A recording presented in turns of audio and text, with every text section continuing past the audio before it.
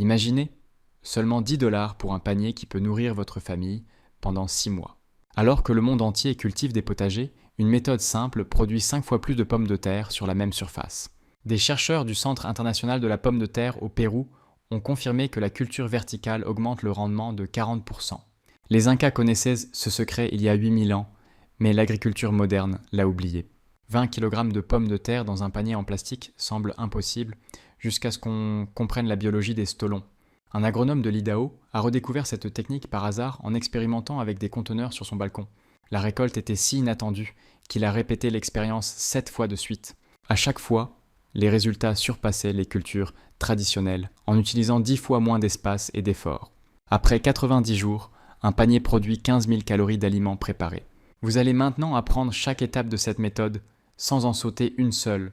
Si vous êtes ici, c'est que vous n'avez pas de jardin, que vous en avez assez de bêcher ou que vous comprenez la valeur des pommes de terre pour la sécurité alimentaire. Peut-être les trois à la fois. Selon la FAO, plus de 50% de la population mondiale vit en ville avec un espace limité pour cultiver. La culture traditionnelle de pommes de terre nécessite de grandes surfaces, un travail pénible et donne des résultats imprévisibles. Vous passez vos week-ends à bêcher, buter et désherber, et à l'automne, vous récoltez à peine 20 tubercules par mètre carré. Pourtant, les pommes de terre produisent plus de calories par hectare que le blé ou le riz en culture intensive. La méthode du panier à linge résout tous ces problèmes d'un coup. Pas de plate-bande, pas de bêchage, pas de mauvaises herbes. Vous obtenez un système de culture portable qui tient sur votre balcon et produit des pommes de terre de qualité restaurant en 3 mois. Le principal avantage est le contrôle total de la croissance de la plante. Température du sol, drainage, nutrition, lumière, tout peut être ajusté. En pleine terre, vous dépendez de la météo et des conditions du sol. La méthode du panier repose sur un fait biologique. Les pommes de terre poussent non pas sur les racines, mais sur des tiges souterraines. Chaque fois que vous recouvrez la tige de terre, la plante produit de nouveaux tubercules le long de cette zone enterrée. La plantation traditionnelle, en rang, n'enterre la tige qu'une seule fois. Le panier permet d'enterrer la tige 3, 4, voire 5 fois au fur et à mesure que la plante grandit. Vous multipliez littéralement la zone de tubérisation dans le même espace. Imaginez un immeuble à plusieurs étages au lieu d'une maison de plein pied sur la même parcelle. Le panier lui-même crée des conditions impossibles à obtenir en pleine terre.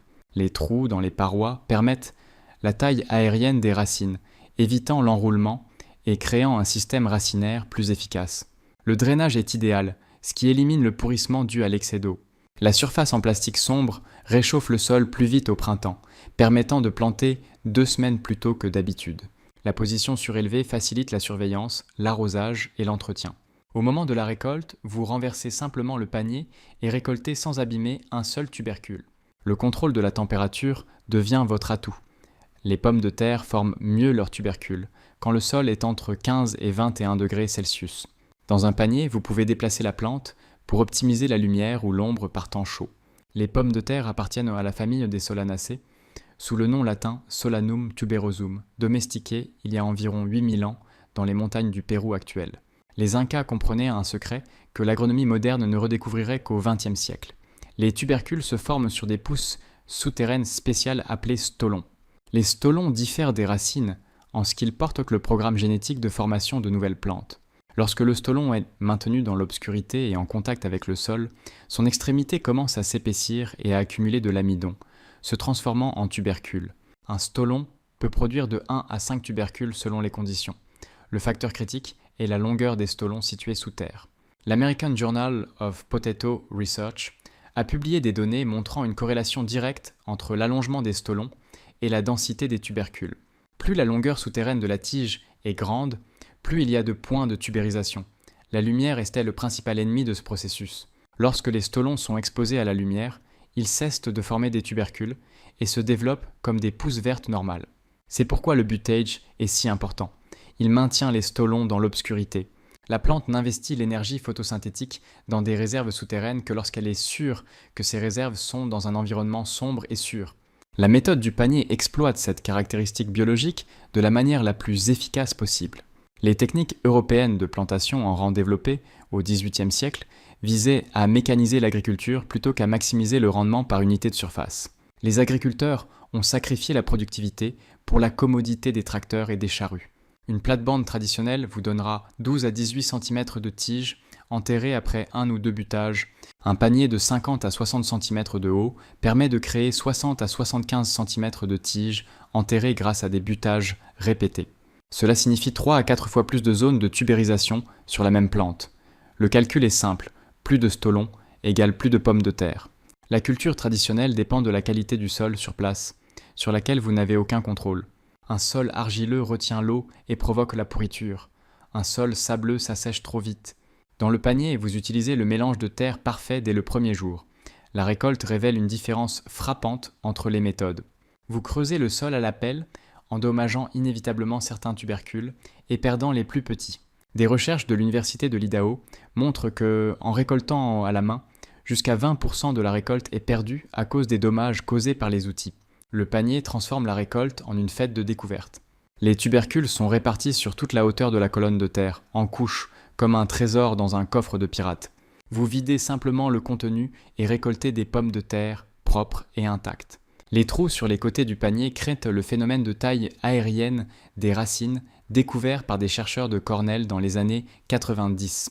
Quand une racine atteint le trou et entre en contact avec l'air, son extrémité meurt, ce qui pousse la plante à développer un système racinaire plus dense à l'intérieur du contenant. Un réseau dense de petites racines absorbe les nutriments plus efficacement que quelques longues racines. Le drainage par les trous du fond empêche l'eau stagnante, première cause de mortalité des pommes de terre en conteneur. L'excès d'humidité crée des conditions anaérobies, favorisant les bactéries de putréfaction. Le panier évacue automatiquement l'eau en excès, maintenant une humidité optimale du sol. Le matériau du panier joue un rôle dans les conditions de température. Le plastique foncé absorbe la chaleur solaire pendant la journée et réchauffe le sol plus vite que la pleine terre. Au printemps, cela donne un avantage de 2 à 3 semaines pour démarrer la saison de croissance. En été, cette même surface foncée peut créer une surchauffe, mais le panier se déplace facilement à mi-ombre ou s'enveloppe d'un matériau clair. La portabilité du panier ouvre des possibilités inaccessibles aux plates-bandes permanentes. Menace de gel? Déplacez la plante à l'abri. Trop chaud? Mettez-la à l'ombre. Vous déménagez? Vous emportez votre récolte avec vous. La forme ronde du panier utilise l'espace plus efficacement que les contenants rectangulaires. Les racines poussent uniformément dans toutes les directions depuis le centre, sans angle mort typique des contenants carrés. Des recherches de l'USDA ont établi un fait crucial. La formation des tubercules s'arrête quand la température du sol dépasse 25 degrés Celsius. Dans les plates-bandes traditionnelles, vous n'avez aucun contrôle sur ce paramètre et perdez souvent des semaines de croissance productive pendant les chaleurs estivales. Le panier transforme la température d'un facteur incontrôlable en un outil maîtrisable. La surface foncée du panier agit comme un capteur solaire au printemps, réchauffant le sol de 3 à 5 degrés Celsius au-dessus du sol environnant. Cela permet de planter les pommes de terre 2 semaines plus tôt que les dates traditionnelles, donnant à la plante un temps supplémentaire pour se développer. La plantation précoce est particulièrement importante dans les régions nordiques aux étés courts. En été, les avantages s'inversent. Quand les plates-bandes surchauffent et arrêtent la tubérisation, vous pouvez déplacer le panier à mi-ombre ou l'isoler avec un matériau réfléchissant. Certains jardiniers utilisent un tissu blanc ou du papier aluminium pour envelopper les paniers lors des journées chaudes. L'humidité à l'intérieur du panier reste plus stable grâce à la protection du sol contre l'évaporation directe. Pailler la couche supérieure avec de la paille ou des tontes de gazon crée une isolation supplémentaire et retient l'humidité. L'effet est similaire à la couverture forestière naturelle, sous laquelle le sol reste frais et humide. En automne, le panier permet de prolonger la saison de croissance en protégeant les plantes des gelées précoces. Un simple couvercle ou un déplacement vers un endroit protégé peut offrir 2 à 3 semaines de croissance supplémentaire. Un panier bien géré produit entre 8 et 15 kg de pommes de terre par saison, soit l'équivalent de 12 000 à 15 000 calories d'aliments préparés. À titre de comparaison, cette quantité de calories fournit de la nourriture pour un adulte pendant une semaine ou pour une famille de 4 personnes pendant 2 jours. C'est une véritable sécurité alimentaire sur une surface de moins d'1 mètre carré. L'Organisation internationale de l'alimentation confirme que les pommes de terre produisent plus de calories par unité de surface que le blé, le riz ou le maïs en culture intensive. 1 kg de pommes de terre contient environ 800 calories, plus de la vitamine C, du potassium et des protéines complètes avec tous les acides aminés essentiels. Dans un contexte de survie, ces chiffres deviennent critiques. Les perturbations actuelles des chaînes d'approvisionnement et la hausse des prix alimentaires font de la production domestique une nécessité plutôt qu'un loisir. Un panier de pommes de terre coûtant $30 de matériaux peut remplacer 150 à 200 $ d'achats alimentaires en magasin. Comparé avec d'autres cultures en conteneurs, les tomates produisent 3 à 5 kg par plant, mais c'est 90% d'eau. Les pommes de terre sont de l'énergie concentrée qui se conserve des mois sans transformation. Une seule récolte peut vous nourrir jusqu'à la saison suivante. L'évolutivité de la méthode est impressionnante. 10 paniers sur un balcon ou dans la cour peuvent produire 150 kg de pommes de terre, fournissant à une famille un produit de base pour l'année. C'est un niveau d'autosuffisance inaccessible par les méthodes traditionnelles sans grande parcelle de terrain. Un panier à linge en plastique standard avec côté et fond perforé constitue la base du système. Évitez les paniers pleins sans trous. Vous voulez du drainage et des échanges d'air. La hauteur du panier doit être d'au moins 45 cm, idéalement de 50 à 60 cm. La plupart des paniers standards entrent dans cette gamme et coûtent entre 8 et 15 $. La qualité du panier compte pour une utilisation de plusieurs années. Les versions bon marché des magasins à 1 $ se fissureront après une saison sous le poids de la terre humide. Choisissez des modèles robustes en plastique épais, capables de supporter 60 à 80 kg de substrat rempli. Le mélange de rempotage nécessite 2,5 à 3 mètres cubes de terreau de qualité par panier. N'utilisez jamais de terre de jardin ou de terre noire de pleine terre. Elle est trop lourde et se compacte dans les contenants. Il vous faut un terreau avec de la perlite ou de la vermiculite pour l'aération. Les plants de pommes de terre représentent un élément crucial pour la réussite. Les pommes de terre du commerce sont traitées avec des inhibiteurs de croissance pour empêcher la germination et peuvent porter des maladies cachées. Les plants certifiés coûtent 12 à 18 $ pour 2,25 kg et sont garantis exempts de pathogènes. Les engrais pour pommes de terre doivent être équilibrés en azote, phosphore et potassium. Les options biologiques, comme le 5-5-5 ou le 10-10-10, fonctionnent très bien. Le compost, le lombricompost ou les granulés à libération lente pour culture en conteneur conviennent également. La différence entre les pommes de terre du commerce et les plants certifiés détermine le succès ou l'échec de tout le projet. Les études en pathologie végétale montrent que les plants certifiés réduisent l'incidence des maladies de 70% par rapport aux tubercules alimentaires. Ce n'est pas un argument marketing, mais une question de sécurité biologique de votre culture.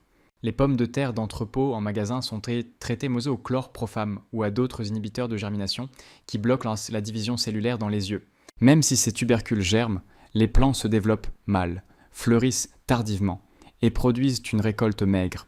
Les résidus chimiques s'accumulent donc dans les nouveaux tubercules.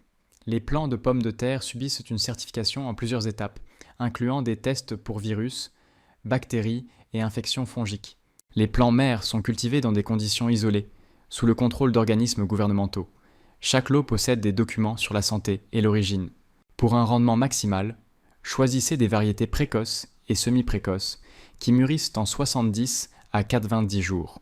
Yukon Gold, Red Pontiac et Kennebec se comportent bien en conteneur. Elles sont fiables, productives et se conservent bien après la récolte. Achetez les plants dans des jardineries spécialisées ou chez des fournisseurs en ligne de confiance. 2,25 kg de plants rempliront 3 ou 4 paniers.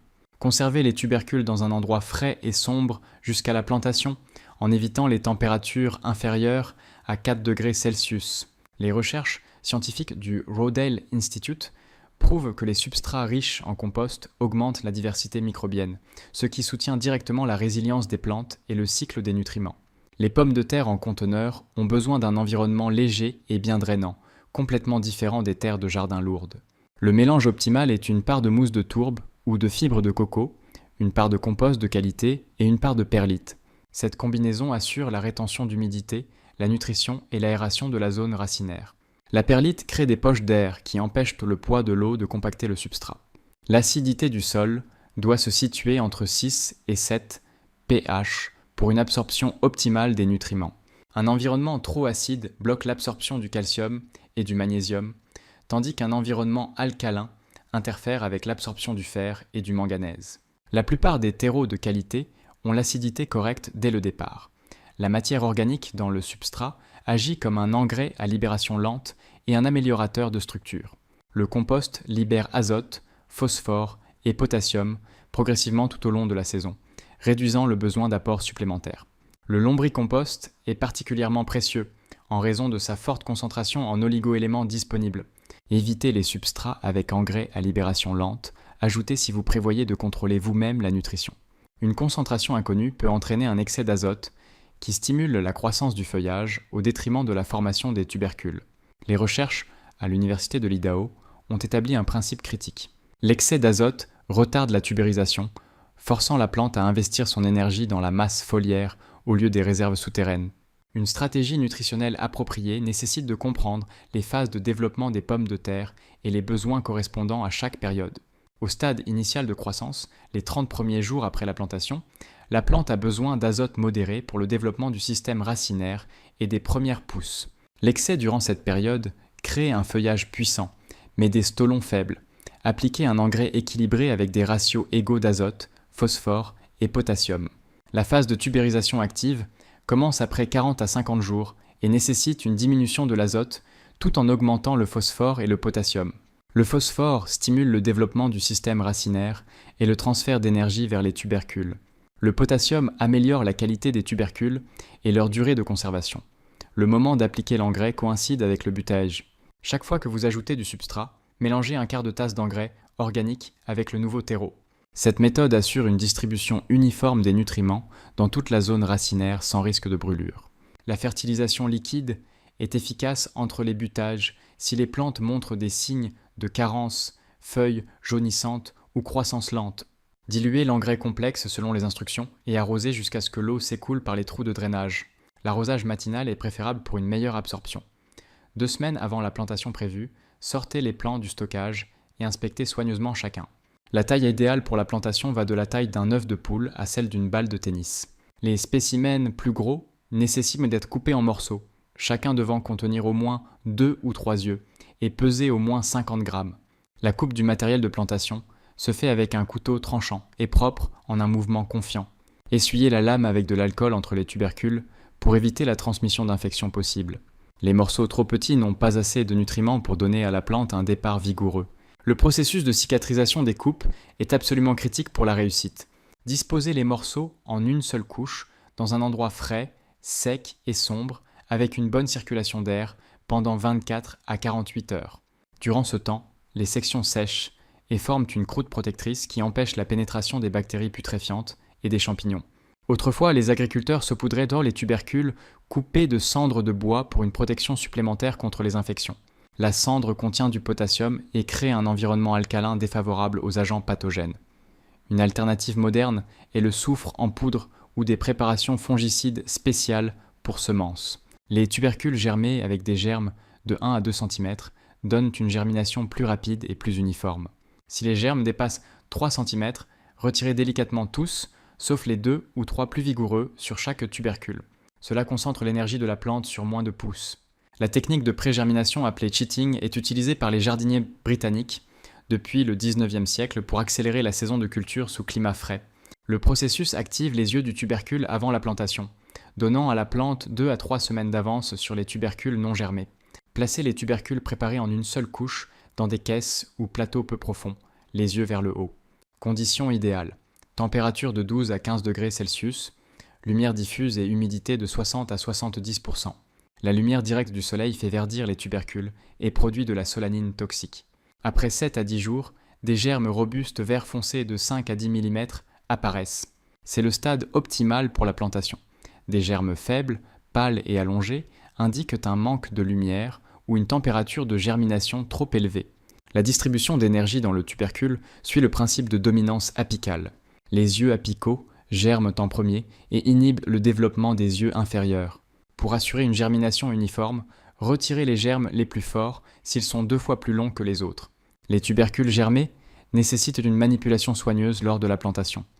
Les germes fragiles se cassent facilement, forçant la plante à gaspiller de l'énergie pour former de nouvelles pousses.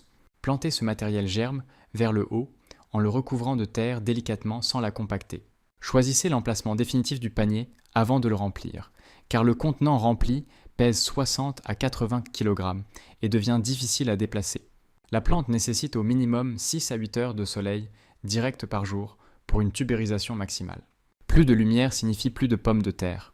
Sur balcon et terrasse, privilégiez un emplacement avec soleil matinal et ombre l'après-midi en climat chaud. Les pommes de terre tolèrent les températures élevées, mais produisent des tubercules plus efficacement dans des conditions modérées. Assurez l'accès à l'eau, car les contenants sèchent plus vite que la pleine terre. Remplissez le fond du panier avec 10 à 15 cm de mélange de terre et nivelez la surface. Répartissez 3 à 4 morceaux de plants de pommes de terre uniformément sur la surface, en évitant de les entasser au centre. Un espacement adéquat donne à chaque plante l'espace nécessaire pour développer son système racinaire.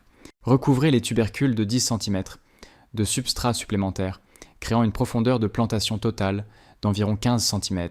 Plus profond, les semences risquent de ne pas germer. Plus superficielles, les tubercules verdiront à la lumière. Tassez légèrement la surface avec la paume, mais ne compactez pas trop fort. Arrosez abondamment la plantation jusqu'à ce que l'eau s'écoule par les trous de drainage. L'arrosage initial active la germination et élimine les poches d'air autour des semences. Notez la date de plantation et placez le panier à son emplacement définitif. L'attente des premières pousses commence maintenant. Les premières pousses vertes percent le sol 7 à 14 jours après la plantation, selon la température du substrat et la qualité des semences. Lorsque la température du sol est de 15 à 18 degrés Celsius, la germination se produit plus rapidement. À des températures plus basses, le processus ralentit, mais les plantes se développent plus vigoureusement. Les premiers plants apparaissent comme de petits cônes verts perçant la surface du sol. Durant les 3 à 5 premiers jours, ils se déploient en leurs premières vraies feuilles. C'est un moment critique où la plante passe de l'alimentation par les réserves du tubercule à la photosynthèse autonome. Une germination inégale est normale. Différentes parties de la semence peuvent germer à une semaine d'intervalle. Ne vous précipitez pas pour replanter ou ajouter de nouveaux tubercules si certaines parties ne germent pas immédiatement. Accordez-leur 7 à 10 jours supplémentaires pour germer. Au stade des premières pousses, les plantes sont particulièrement vulnérables à l'excès d'eau. Arrosez avec parcimonie, uniquement lorsque les 3 à 4 cm supérieurs du sol deviennent secs. L'excès d'humidité durant cette période provoque des infections fongiques qui peuvent détruire les jeunes plants. Surveillez la couleur du feuillage. Les plants sains ont une couleur vert intense. Des feuilles pâles jaunâtres indiquent un manque de lumière ou de nutrition. La teinte violacée des feuilles signale des températures froides et disparaît généralement avec le réchauffement.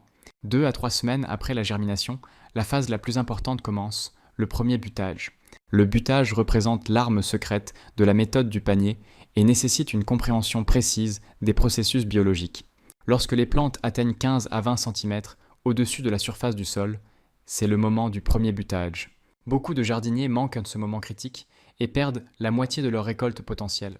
Ajoutez 10 à 15 cm de substrat frais en recouvrant les tiges de sorte que seuls les 5 à 7 cm supérieurs du feuillage restent au-dessus de la surface.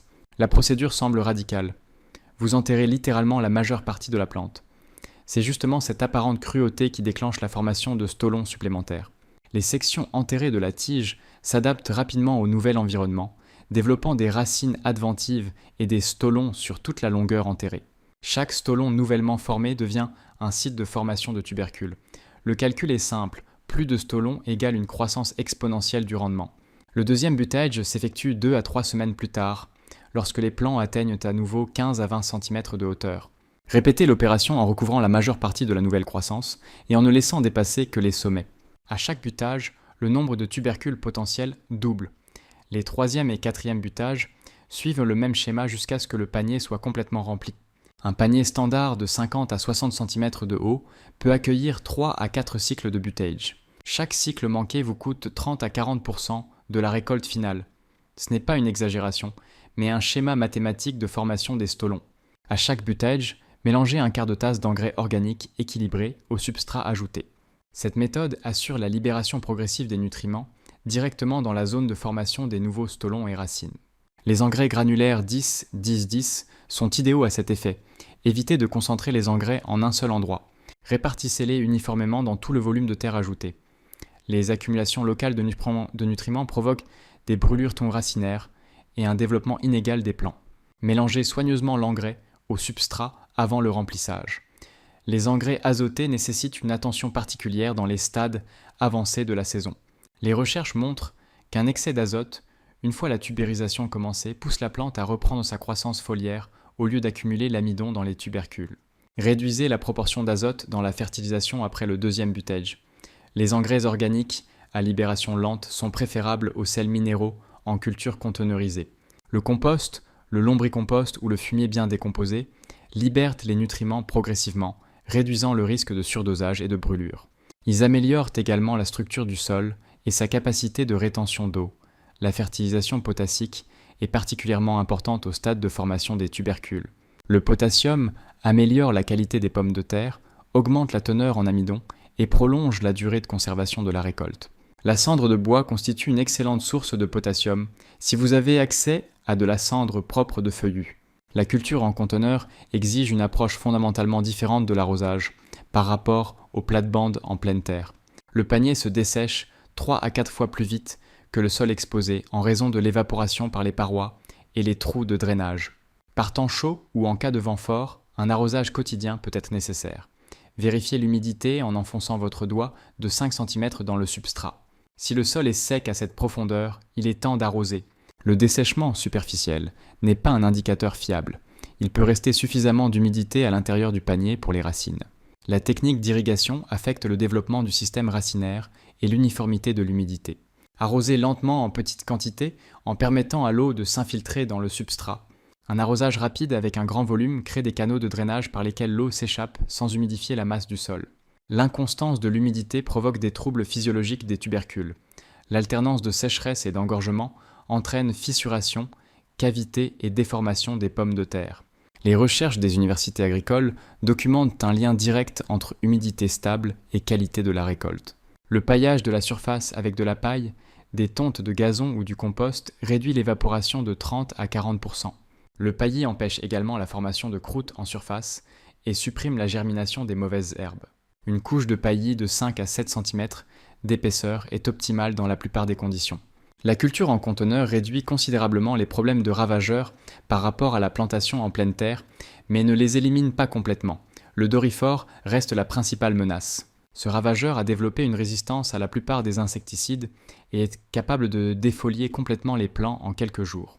Inspectez les plants tous les 2 à 3 jours, en particulier le dessous des feuilles où les femelles déposent que des amas orange d'œufs.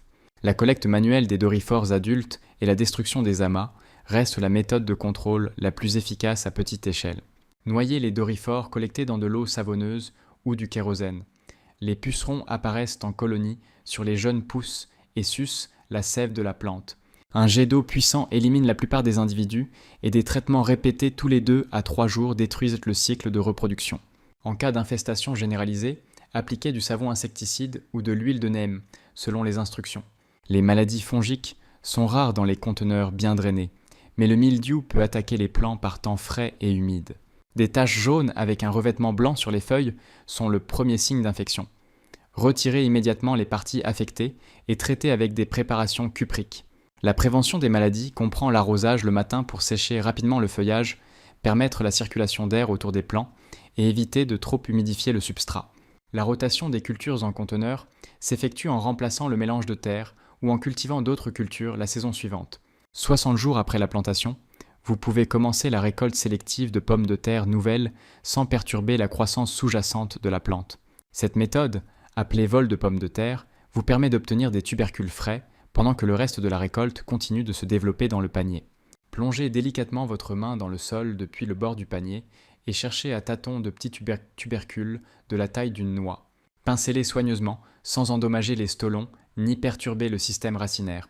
Vous pouvez prélever 3 ou 4 pommes de terre nouvelles de chaque plant à la fois. Les pommes de terre nouvelles ont une peau fine et facile à peler et une chair tendre à forte teneur en sucre. Ces tubercules sont idéaux pour la cuisson entière, la friture ou la cuisson au four. Elles ne peuvent pas être conservées longtemps et doivent être consommées dans la semaine suivant la récolte. Après le prélèvement sélectif, comblez les trous avec du substrat frais et arrosez la plante. Le système racinaire récupère rapidement et le retrait de quelques jeunes tubercules stimule la formation de nouveaux. Certains jardiniers pensent que la récolte précoce augmente la productivité globale du plant. Ne vous laissez pas emporter par les récoltes hâtives. Ne prélevez pas plus de 20% des tubercules visibles. Le plant a besoin de la majorité des pommes de terre en développement pour maintenir son équilibre énergétique. Un prélèvement excessif affaiblit le plant et réduit le rendement final en tubercules matures. La floraison de la pomme de terre débute 60 à 70 jours après la plantation et signale la formation active des tubercules dans la partie souterraine du plant. Les fleurs peuvent être blanches, roses, violettes ou lavandes selon la variété, mais leur couleur n'affecte ni la qualité ni la quantité des tubercules. Fait amusant, les fleurs ne sont pas nécessaires pour produire des pommes de terre. Les tubercules se développent indépendamment de la floraison et de la pollinisation, car ils représentent des tiges souterraines modifiées et non des fruits. Certaines variétés ne fleurissent jamais, mais produisent d'excellentes récoltes de tubercules. Supprimer les fleurs peut rediriger l'énergie du plant vers la tubérisation, bien que les preuves scientifiques sur ce point soient contradictoires. Si vous décidez de retirer les inflorescences, faites-le délicatement sans endommager le feuillage. De nombreux cultivateurs expérimentés laissent les fleurs comme indicateur de la santé du plant. La formation de fruits verts après la floraison est normale, mais ces baies sont toxiques et non comestibles. Elles contiennent de fortes concentrations de solanine, le même alcaloïde qui rend les tubercules verts toxiques. Retirez les fruits pour éviter toute consommation accidentelle par les enfants. Le pic de floraison coïncide avec le besoin maximal du plant en eau et en nutriments. Surveillez l'humidité du substrat avec une attention particulière durant cette période. Un stress hydrique pendant la floraison peut stopper la tubérisation et réduire considérablement le rendement. Déterminer le moment optimal de la récolte est essentiel pour obtenir des pommes de terre avec une durée de conservation et une valeur nutritionnelle maximale. Le premier signe de maturité est le jaunissement et le dépérissement des feuilles inférieures, qui commencent environ 80 à 90 jours après la plantation, selon la variété. Lorsque 75% du feuillage a jauni et commence à flétrir, le plant transfère toute son énergie dans les tubercules, épaississant leur peau pour une conservation longue durée. Une récolte prématurée produit des pommes de terre à peau fine qui se conservent mal et se rident rapidement. La maturité complète survient lorsque la partie aérienne du plant meurt entièrement. Le feuillage devient brun, se dessèche et se détache facilement des tiges. À ce stade, les tubercules atteignent leur taille maximale, leur teneur en amidon et leur épaisseur de peau optimale. Pour les pommes de terre destinées à une conservation longue durée, attendez 2 semaines supplémentaires après la mort complète du feuillage. Les tubercules restent en terre comme dans une cave naturelle, continuant à épaissir leur peau. Un temps sec durant cette période est idéal. Un temps pluvieux peut provoquer la pourriture. Test de maturité de la peau. Déterrez délicatement un tubercule test et frottez la peau avec votre pouce. Les pommes de terre mûres ont une peau dense qui ne se détache pas au frottement. Si la peau se détache facilement, accordez au plant 1 semaine supplémentaire pour mûrir complètement. Déterminer le moment optimal de la récolte est essentiel pour obtenir des pommes de terre avec une durée de conservation et une valeur nutritionnelle maximale. Le premier signe de maturité est le jaunissement et le dépérissement des feuilles inférieures, qui commencent environ 80 à 90 jours après la plantation, selon la variété. Lorsque 75% du feuillage a jauni et commence à flétrir, le plant transfère toute son énergie dans les tubercules, épaississant leur peau pour une conservation longue durée. Une récolte prématurée produit des pommes de terre à peau fine, qui se conservent mal et se rident rapidement. La maturité complète survient lorsque la partie aérienne du plant meurt entièrement. Le feuillage devient brun, se dessèche et se détache facilement des tiges. À ce stade, les tubercules atteignent leur taille maximale, leur teneur en amidon et leur épaisseur de peau optimale. Pour les pommes de terre destinées à une conservation longue durée, attendez 2 semaines supplémentaires après la mort complète du feuillage. Les tubercules restent en terre comme dans une cave naturelle, continuant à épaissir leur peau. Un temps sec durant cette période est idéal. Un temps pluvieux peut provoquer la pourriture. Test de maturité de la peau. Déterrez délicatement un tubercule test et frottez la peau avec votre pouce. Les pommes de terre mûres ont une peau dense qui ne se détache pas au frottement. Si la peau se détache facilement, accordez au plant 1 semaine supplémentaire pour mûrir complètement. Arrêtez l'arrosage 1 semaine avant la récolte prévue pour permettre au substrat de sécher et de devenir friable plutôt que boueux et collant. Un sol sec facilite grandement la séparation des tubercules et réduit le risque de dommages mécaniques lors de l'extraction. Choisissez une journée ensoleillée sans précipitation pour la récolte. Renversez le panier sur la bâche ou directement sur l'herbe d'un mouvement décisif. Tout le contenu se déversera. Terre, racines et tubercules répartis sur toute la hauteur de la colonne de substrat. Le spectacle est impressionnant. Au lieu de pommes de terre uniquement au fond, vous en trouverez en couches sur toute la profondeur du panier. Démêlez la masse de terre avec vos mains, en retirant délicatement les tubercules et en secouant la terre qui les recouvre. N'utilisez pas d'outils, ils endommagent facilement la peau et créent des points d'entrée pour les infections. La terre sèche se détache facilement des tubercules en les secouant légèrement ou en les essuyant avec un chiffon. Triez les récoltes par taille et qualité immédiatement après la récolte. Les gros tubercules intacts sont destinés à la conservation longue durée, les moyens à la consommation courante, les petits à une utilisation rapide dans le mois. Mettez de côté les spécimens endommagés ou malades pour une consommation immédiate. Le substrat usagé peut être composté ou appliqué à d'autres cultures après ajout de compost frais. Rincez le panier, séchez-le et rangez-le jusqu'à la saison prochaine. Dans les climats chauds, vous pouvez immédiatement préparer de nouvelles plantations pour la récolte d'automne. Les pommes de terre fraîchement déterrées sont couvertes de terre humide et nécessitent une préparation adéquate avant stockage. Ne lavez jamais les tubercules à l'eau juste après la récolte. L'humidité détruit la couche protectrice de terre et crée des conditions favorables au développement de bactéries putréfiantes. Contentez-vous d'un nettoyage à sec avec une brosse douce ou un chiffon. Disposez les tubercules en une seule couche, dans un endroit ombragé et ventilé pour un pré-séchage de 2 à 3 heures. Le soleil direct provoque le verdissement et la formation de solanines toxiques. Utilisez donc un auvent ou l'ombre des arbres. Une légère brise accélère l'évaporation de l'humidité de surface. Un examen minutieux de chaque tubercule permet d'identifier les défauts cachés qui ne sont pas visibles dans la terre. Recherchez les zones molles, les fissures, les coupures ou les signes d'infestation parasitaire. Même un dommage mineur peut entraîner la détérioration de tout le lot s'ils sont stockés ensemble. Le premier tri par taille facilite la planification de l'utilisation de la récolte. Les tubercules de plus de 7 cm de diamètre sont idéaux pour la cuisson au four. Les moyens de 4 à 7 cm sont polyvalents pour bouillir et frire. Les petits de moins de 4 cm sont parfaits entiers comme pommes de terre nouvelles. Le deuxième tri par qualité détermine la durée de conservation. Les tubercules parfaits sans dommage peuvent se conserver pendant des mois. Utilisez d'abord les spécimens avec des défauts mineurs, les abîmer immédiatement. Un tubercule gâté peut contaminer des dizaines de tubercules sains en quelques semaines. Le ressuyage est une étape cruciale entre la récolte et le stockage à long terme que beaucoup de jardiniers négligent, perdant la moitié de leur récolte pendant l'hiver. Placez les tubercules triés en une seule couche, dans un endroit frais et sombre à une température de 15 à 18 degrés et une humidité de 85 à 95% pendant 10 à 14 jours. Une cave, un garage ou un porche grillagé offrent généralement des conditions appropriées. Évitez les zones avec des variations brusques de température ou la lumière directe du soleil. Une bonne circulation d'air empêche l'accumulation d'humidité et le développement de moisissures à la surface des tubercules. Des changements physiologiques importants se produisent pendant le ressuyage.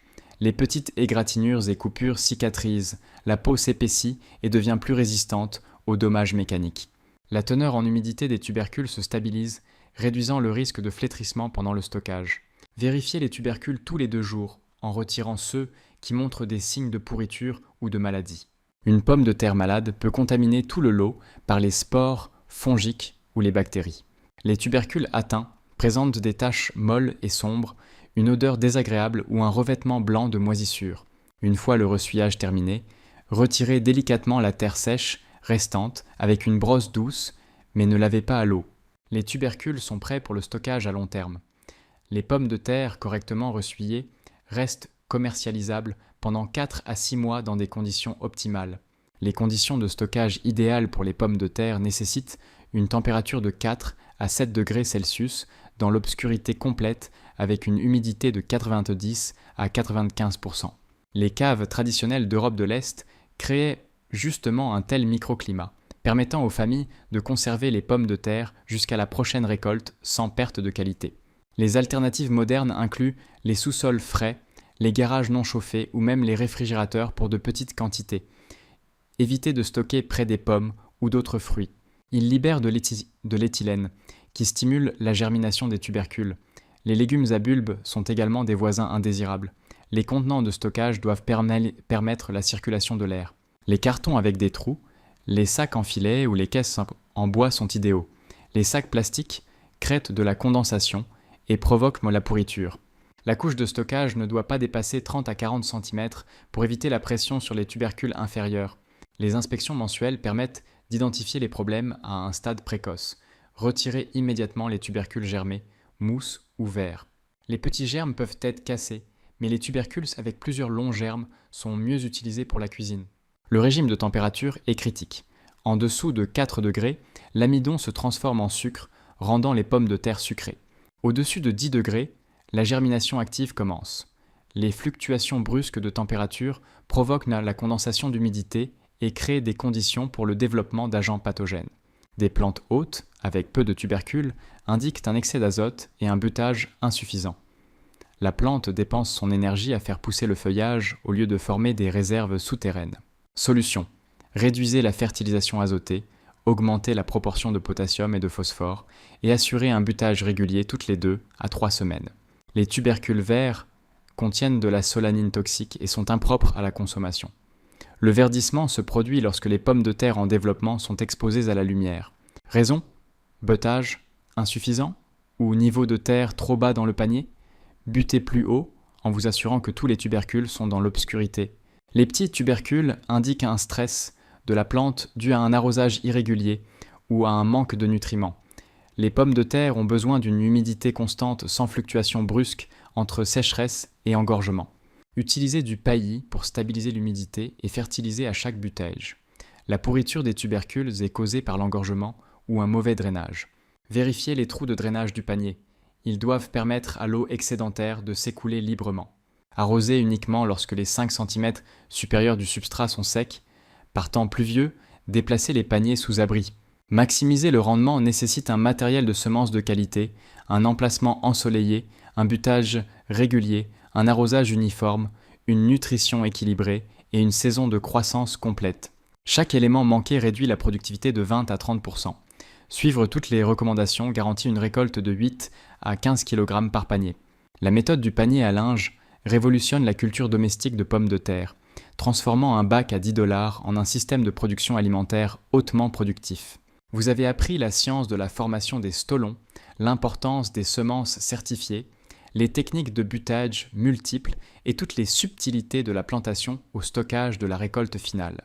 Clé du succès, utilisez un terreau de qualité, ne sautez jamais le butage, maintenez une humidité uniforme, offrez aux plantes le plein soleil et laissez les tubercules mûrir complètement avant la récolte. Chacun de ces facteurs affecte le résultat final. Un mètre carré peut produire 15 kg de pommes de terre, soit l'équivalent de 12 000 calories. C'est une véritable autonomie alimentaire, réalisable sur le balcon d'un appartement ou dans la cour d'une maison. La méthode s'adapte d'un seul panier à des dizaines de contenants. Votre plan d'action : achetez un panier cette semaine, commandez des semences SAN certifiées selon les dates de plantation de votre région, préparez un terreau de qualité et de l'engrais, plantez selon le climat local, butez toutes les 2 à 3 semaines et récoltez après 4,20 jours. C'est une technique éprouvée pour produire de vrais aliments dans un espace minimal. Si j'y arrive, vous le pouvez aussi. Partagez cette méthode avec ceux qui pourraient en avoir besoin. Abonnez-vous à la chaîne pour découvrir de nouvelles techniques de culture pratique. À bientôt pour le prochain épisode. Cultivez malin, cultivez abondamment et reprenez le contrôle de votre alimentation.